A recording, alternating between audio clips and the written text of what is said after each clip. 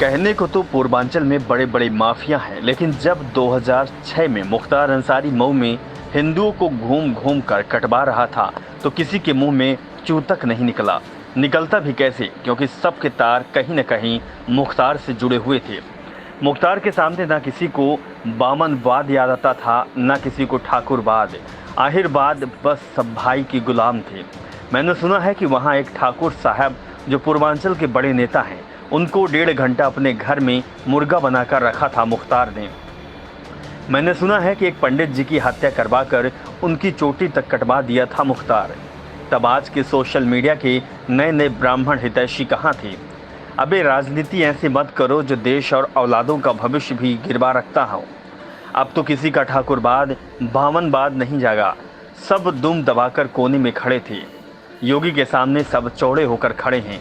वही हाल है सीधे का मुंह कुत्ता चाटे। मऊ दंगे में सड़कों पर खुला खूनी खेल खेला जा रहा था, लेकिन निवर्तमान उत्तर प्रदेश सरकार मूक बधिर बनी हुई थी। प्रशासन से लेकर आला अफसरों तक किसी के भी इतनी कुव्वत नहीं थी कि मुख्तार के जिप्सी को ब्रेक लगवा सके। ऐसे में गोरखपुर के निवर्तमान सांसद और गोरक्षा पीठाधीश्वर योगी आदित्यनाथ ने मऊ जाने का ऐलान किया और एक भारी भरकम काफिले के साथ मऊ के लिए निकल पड़े। दोहरी घाट पहुंचते ही योगी या उनके समर्थकों को हिरासत में ले लिया गया था। प्रशासन की ओर से भरोसा दिलाया गया कि अब मऊ में नंगा नाच बंद होगा। सरकार दबाव में आई, मुख्तार पर कार्रवाई हुई। बस यहीं से शुरू हुआ मुख्तार के ऊपर ये सफ़र और इसका बना दिया गया दुश्मनी का शुरुआत। दुश्मनी शुरू हुई तो योगी या मुख्तार की अब बताओ कोई भालो, वो कैसे तुम बेऔलादों का बताते हो, किसकी औलादों के लिए वहां मरने गया था। 2008 में आजमगढ़ के डीएवी कॉलेज में हिंदू युवा वाहिनी के एक बड़ा प्रोग्राम था।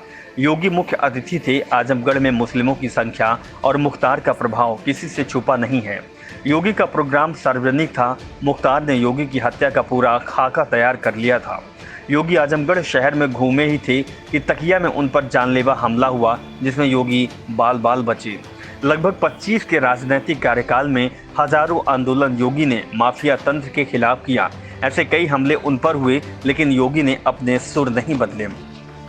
जिस मुख्तार की तूती बोलती थी, पूर्वांचल में एक छत्र जिस मुख्तार के संबंध दाऊद और आईएसआई से थे, योगी ने उस मुख्तार की जड़ें हिला दी थी, एक सांसद के तौर पर ही। अब उनके मुख्यमंत्री बनने के बाद मुख्तार का क्या हुआ, उससे आप सब वाकिफ हैं। हिंदुओं, अपने सेनापति को पहचानना एवं उसका हर परिस्थिति में कंधे से कंधा मिलाकर साथ देना सीखो, नहीं तो ऐसे ही काटे जाते रहोगे जैसे कोई राजनीतिक दल या नेता बचाने नहीं आएगा।